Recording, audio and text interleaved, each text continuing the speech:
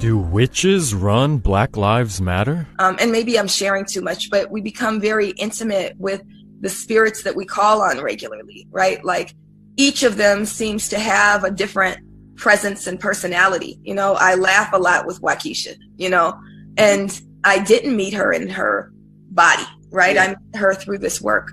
It's a very important practice. Hashtags are way more than a hashtag. It is literally almost resurrecting a spirit so they can work through us to get the work that we need to get done. I started to feel personally connected and responsible and accountable to them, both from a deeply political place, but also from a deeply spiritual place. And always, you know, in my tradition, you offer things that your loved one who passed away would want, you know, whether it's like honey or tobacco, things like that. And it's so important, not just for us to be in direct relationship to our people who've passed, but also for them to know we've remembered them.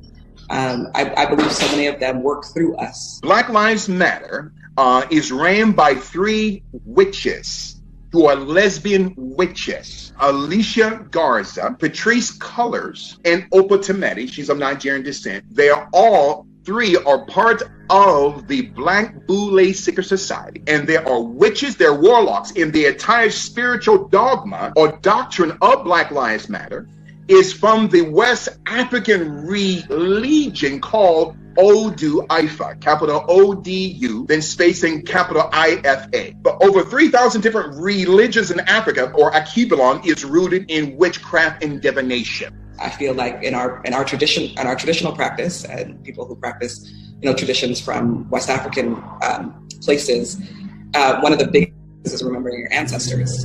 And I feel like part of the story, the building of BLM was about remembering and remembering our people, not based off of a white supremacist memory, which would be about, you know, slandering them and putting their names in the newspaper and showing their mugshots, but instead remembering them from the place that their mothers and their fathers and their family would want us to remember them in, even if we didn't know them personally. So these 3 witches, Alicia Garza, Opa Tameti, okay, and Patrice Cullors, are using the psyop of the witchcraft religion of Odu Ifa, which concentrates on 16 points of demonic possession and demonic influence through demonic performance of what? Libations. Because the term libation means the liquid of darkness. When we come out into the streets and we pray, you know, the first thing that we do when we hear of a murder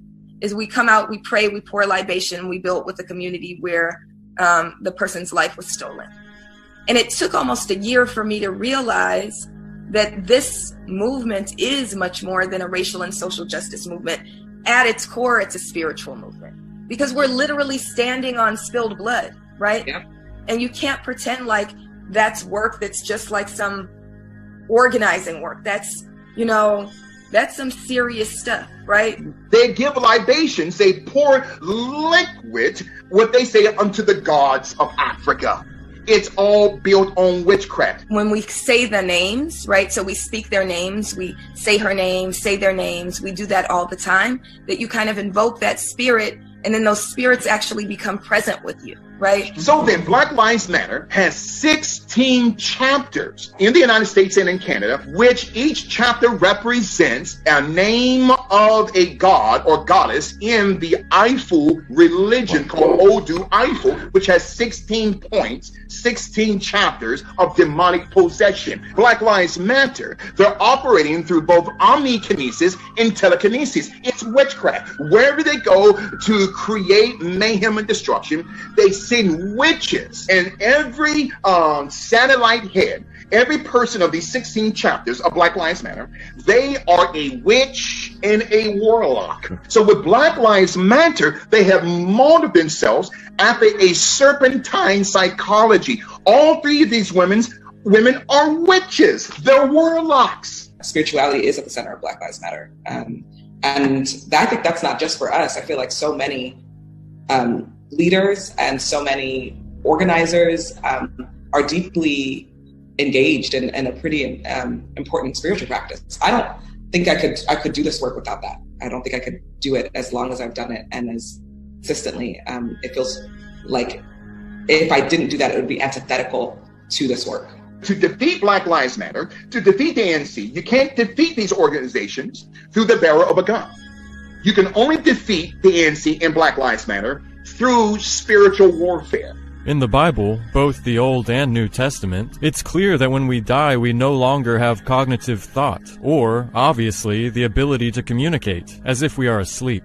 But man dieth and wasteth away. Man giveth up the ghost, and where is he? As the waters fail from the sea, and the flood decayeth and drieth up, so man lieth down, and riseth not, till the heavens be no more. They shall not awake, nor be raised out of their sleep. Job 14:10-12.